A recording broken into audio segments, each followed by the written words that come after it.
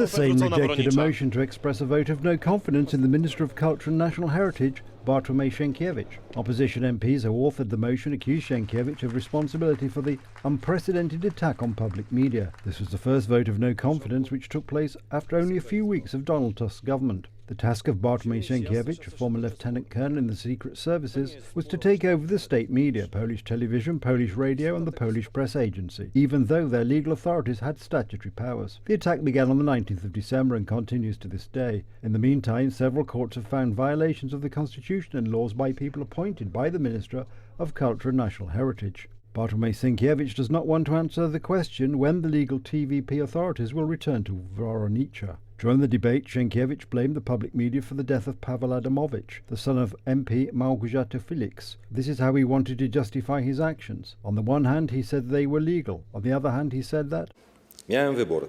I had a choice to enter the legislative process, which would last months or years, and let the hate continue to fester and accept that it would escalate slowly, one thing after another. Zlewać się dalej. Donald Tusk, of course, defended Sienkiewicz. Nic Nothing defends his service better than his work for Poland.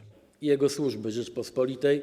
Znamy go z afery podsłuchowej. We know him from the wiretapping scandal. We also know him from reporting that he had the idea of setting fire to the building next to the embassy, according to the former minister, Ms. Bieńkowska. But the Prime Minister obviously didn't bother to remind us about this, also about the court's decision, which did not recognise Sienkiewicz's actions on the 20th of December to take over the public media by force. Sąd zresztą orzekł, nie wpisał do KRS. The court did not enter the changes made by Sienkiewicz into the register. Yes, it did not, but the case is still continuing.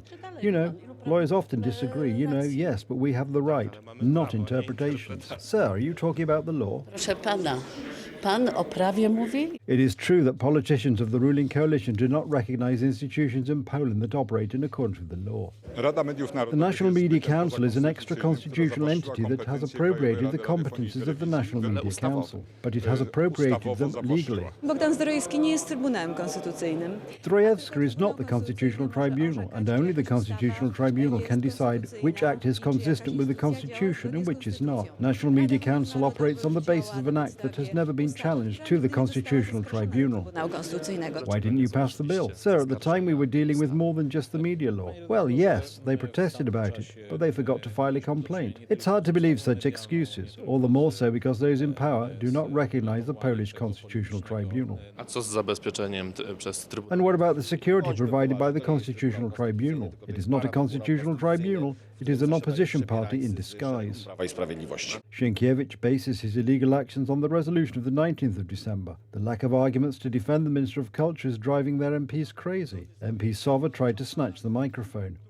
No bo wie pan... Yes, the microphone can be used on Polish TV, not on Republica TV. Will you give me the microphone back? Do you want to become a reporter for Republica TV? Sir, I am speaking to you. Tak bardzo okupowali budynek powstańców. Sienkiewicz's actions are being questioned not only by the court but also by another minister in Tusk's government, Adam Bodnar. This is an opinion from 2 days ago sent to the Constitutional Tribunal and signed by Bodnar. In other words, it should be recognised that the liquidation of public radio and television broadcasting units requires an amendment to the Act. We presented these opinions to Sienkiewicz's party colleagues.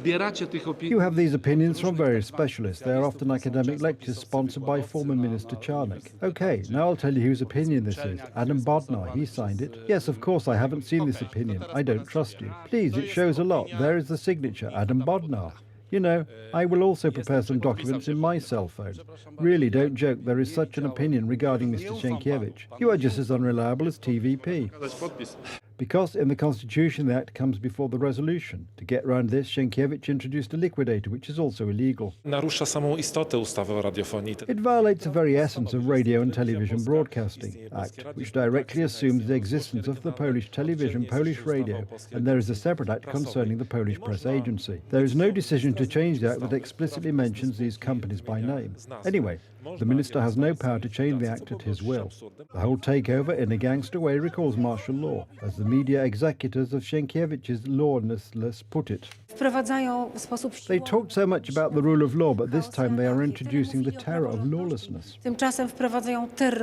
As reported by the media, politicians of the civic platform even recruited new people to work at the new TVP newsrooms. It should never be the case, whether the platform calls or Law and Justice calls, that any politician of any any party deals with job acquisition in one media or another. W praworządnym państwie powinno być tak, że jeżeli In a country ruled by law, it should be the case that if a minister breaks the law, he is charged, just as an opposition MP can be charged. An MP from the ruling party should also be charged if he has broken the law. Sienkiewicz broke the law? It is completely obvious to me that there was no legal basis for entering the buildings of TVP and other media.